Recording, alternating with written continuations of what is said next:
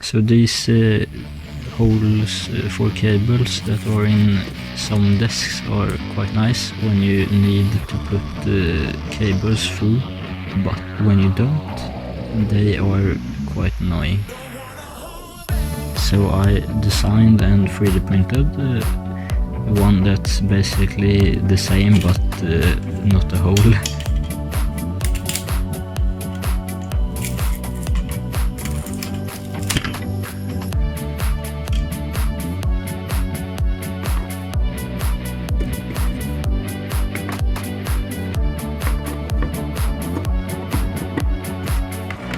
So I switched to the new one, and now there's no risk for stuff to fall down.